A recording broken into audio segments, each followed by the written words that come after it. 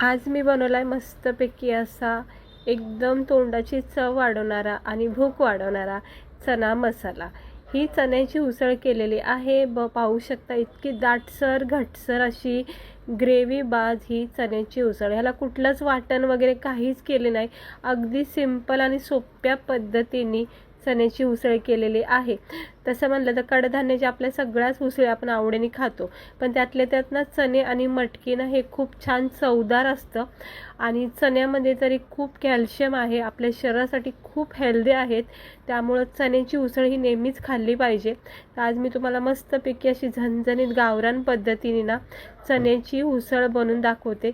खूप छान सोप्या पद्धतीने बनवलेली आहे, पण खायला मात्र इतकी छान टेस्ट लागते ना, म्हणजे भाकर ज्वारीच्या भाकरीसोबत, बाजरीच्या भाकरीसोबत, भातासोबत तुम्ही याला खूप आवडीने खाताल।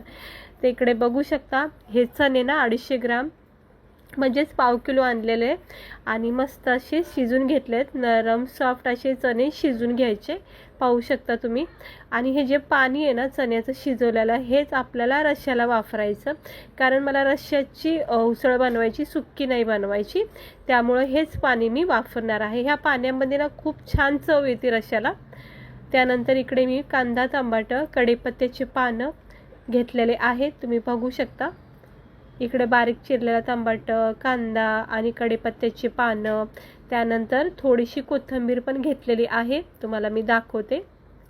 हे कांदा, टमाटर आणि कढीपत्ता तर बघितलेला आहे आणि ही कोथिंबीर मी घेतली बारीक चिरून, ही सुद्धा लागणार आहे। त्यानंतर थोडासा लसूण शेंगदाण्याचा कूट टाकायचा। हे असं एकदम मी मागच्या व्हिडिओमध्ये पण सांगितलं एकदम करून ठेवते, मासे हुसळी वगैरे किंवा भरलेलं वांग, दोडका काय करायचं असेल की आपल्याला मग सोपं जातं। आता कढईमध्ये तेल तापत ठेवलंय, 1 चमचा भरून असे जिरे टाकलेत। आता जिरे थोडेसे तडतडून झाले की याच्यामध्ये आपण कढीपत्त्याचे 2-4 पाने टाकायचे। ह्या उसळीला अजिबात कुठलंच वाटण वगैरे करायचं नाही, अगदी अशा पद्धतीने करा, खूप चांगली लागते। तर कढीपत्त्याची पानं, जिरे आणि हे कांदा टमाटर जे आपण चिरून घेतले ना त्याच्यामध्ये टाकून जरा परतून घ्यायचं, गॅस स्लोच ठेवायचा। तर हे बघा थोडंसं परतून झालं कांदा टमाटर की याच्यामध्ये आपण हळद, धना पावडर, गरम मसाला, लाल तिखट, हे आपले बेसिक रोजचे मसाले असतात ते टाकून घ्यायचे। आता लाल तिखट इकडे मी 1-2-2.5 चमच्याच्या अंदाजाने टाकले, कारण मला ही उसळ जरा चांगली झणझणीत बनवायची, तुम्ही मसाला कमी जास्त करू शकता आवडीनुसार।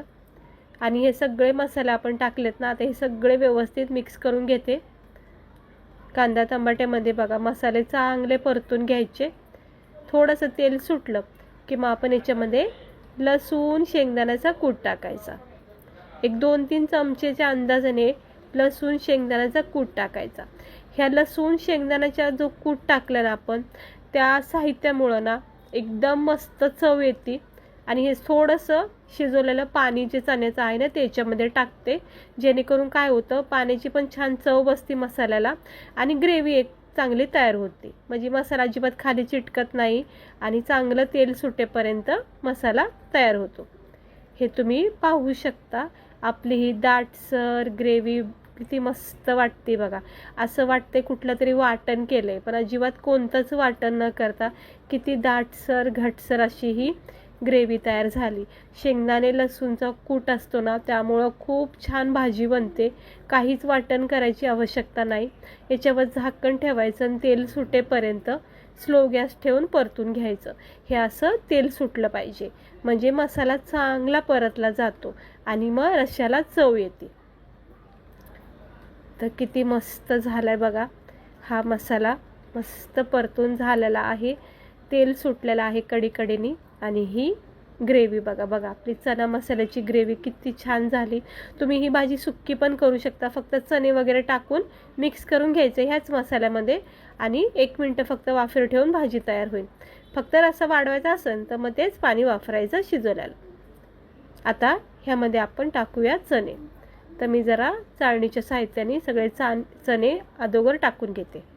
हे बघा सुक्की भाजी जर बनवायची असेल तर फक्त असे चणे टाकून मिक्स करून घ्यायचे ह्या मसाल्यामध्ये, अजून आपण ह्याच्यामध्ये मीठ टाकलं नाहीये।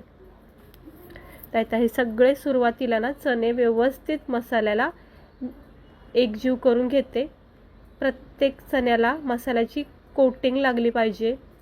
तर चांगलं मिक्स करून झालं आहे. आता मी याच्यामध्ये थोडंसं पाणी टाकलं आहे, कारण मला थोडासाच रस्सा हवा, एकदम पण पातळ नको आहे, नाही तर पाण्यासारखी उसळ होऊ शकते. लागेल तेवढंच पाणी वापरा, तेच शिजवलेलं वापरायचं पाणी. आता ह्याच्यामध्ये चवीनुसार मीठ टाकायचं आणि वरून थोडी कोथिंबीर टाकायची. हे बघा, चवीनुसार मीठ टाकले आणि थोडीशी बारीक चिरलेली कोथिंबीर टाकून घेऊया. आणि ही गावरान पद्धतीची एकदम मस्त बघा झणझणीत चमचमीत उसळ किती छान दिसतीये का नाही. अशी गावाकडे ना हॉटेलमध्ये अशा चण्याची उसळी वगैरे भेटल्या ना खायला, तर एकदम अशाच पद्धतीने बनवतात, एकदम सोप्या गावरान पद्धतीने. आणि ह्याला आता असं उकळी येऊन द्यायची, 1-2-3 मिनटं फक्त स्लो गॅसवर उकळून द्यायचं. हे बघा किती मस्त कट आलाय, तुम्ही पाहू शकता रश्श्याला आपल्या. आणि इतकी मस्त तरी आली आहे, सुंदर दिसती बघा उसळ. काहीच वाटण करता न करता आपण ही उसळ बघा किती छान झाली का नाही. म्हणजे पाहता क्षणी लगेच असं खायची इच्छा होते भातासोबत भाकरीसोबत. तर ही चण्याची उसळ ना तुम्ही अशा पद्धतीने नक्की करा. तर चांगली अशी जरा खळखळून उकळी येऊन द्यायची, स्लो गॅस ठेवायचा आहे, हाय फ्लेम नको आहे, कारण की चणे आपले शिजलेले आहेत, त्यामुळं फक्त उकळून घ्यायचं आहे, म्हणजे रश्श्याला जरा चव येईल. आता बघा मी गॅस बंद करते आणि आपण याला थंड करून घेऊया. एक उकळी अजून देते आणि इथं मी गॅस बंद केला आहे, तुम्ही पाहू शकता.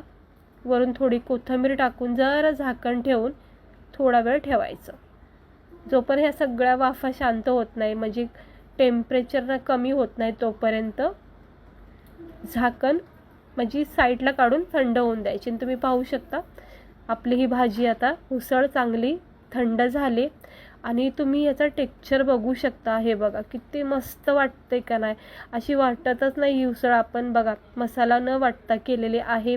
एकदम चमचमीत झणझणीत एकदम अशी ग्रेव्ही दाटसर भारी झाली का नाही उसळ.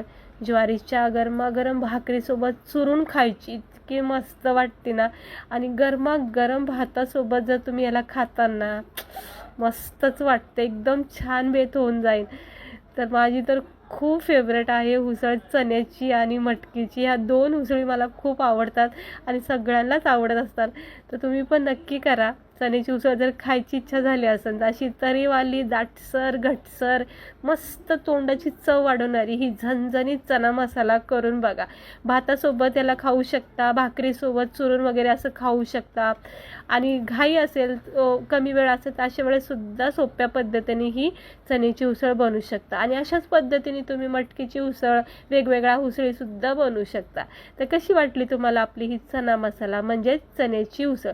खूप हेल्दी आहे, टेस्टी आहे, भरपूर सारं कॅल्शियम आहे चण्यामध्ये, त्यामुळं नक्की करून खा. सोप्या पद्धतीची आहे, झटकीपट बनणारी आहे आणि खाता क्षणी आवडणारी सुद्धा आहे.